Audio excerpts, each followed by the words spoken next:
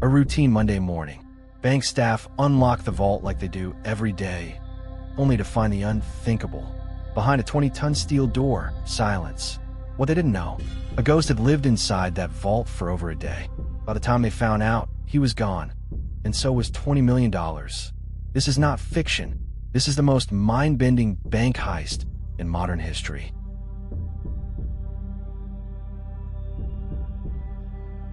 The year was 1976. The place, Nice, France, at the prestigious Société Générale Bank, a fortress of wealth on the Mediterranean coast. Monday, July 19th started like any other. Employees took their seats. Clients began lining up outside. And then it happened.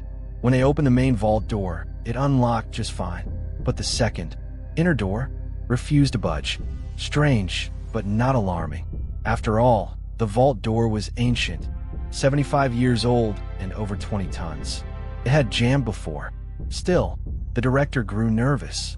More and more customers gathered. Whispers turned to frustration. And so, the vault's maintenance company was called in. At first, the technician thought it was a mechanical glitch. But after hours of tinkering, he made a chilling discovery. The mechanism worked perfectly, yet the door wouldn't move, as if something or someone was keeping it shut from the inside. By mid-afternoon, chaos was brewing. Customers demanded answers. Police were put on standby. And finally, at 3 p.m., the bank made a desperate decision. They would drill into the side of the vault. When the drill finally broke through, what they saw made time stop. The vault had been emptied, not just robbed, systematically looted. Thousands of safe deposit boxes pried open. Jewels, gold, cash, gone. And on the wall, a haunting message in spray paint. Sans armes, ni haine, ni violence. Without weapons, without hatred, without violence.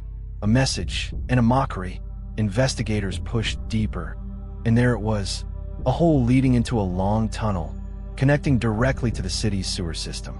Inside the passage, tools lay abandoned. 27 gas tanks for blowtorches, ventilation ducts, cables stretching half a mile. It wasn't a job. It was an operation, planned down to the inch.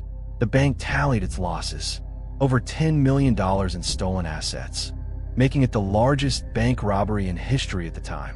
The French police launched the most aggressive investigation the country had ever seen. Thousands were questioned, every vault customer, every nearby resident, all employees. One gang stood out, the Sewer Rats, a criminal group known for using underground systems. But even they didn't seem capable of pulling this off alone. Someone else was behind it, someone smarter. The first lead came in October. Two men tried to sell gold bars to a bank. A sharp-eyed clerk checked the serial numbers. They matched those from the heist. Police swooped in. Under pressure, one of the men gave up a name, Albert Spaghieri, a mild-mannered photographer, quiet, romantic, loyal, lived in the countryside with his wife. The perfect alibi. Too perfect. The police didn't buy his innocence. Neither did the weapons and explosives they found hidden in his home. Still, Albert denied everything, until they threatened to imprison his wife. That broke him. He confessed. Albert had dreamed up the plan 2 years earlier. A neighbor, an employee at the bank, casually mentioned that the vault had no alarm. That tiny detail sparked a big idea.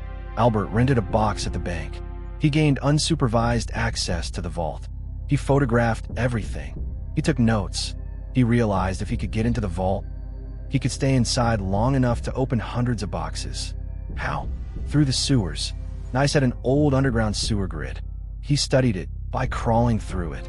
For days, weeks, the stench nearly broke him. Until one day, he posed as a contractor and secured city blueprints. That's when everything fell into place. He found the exact digging point, 30 feet from the vault wall. Not far, but it was directly under a busy street. Every vibration risked exposure. Albert contacted the Sewer Rats. They loved the plan and wanted in. He got the men, the tools, and even a medic for emergencies. Digging was brutal. Air was hot. Space was tight. Equipment had to stay quiet.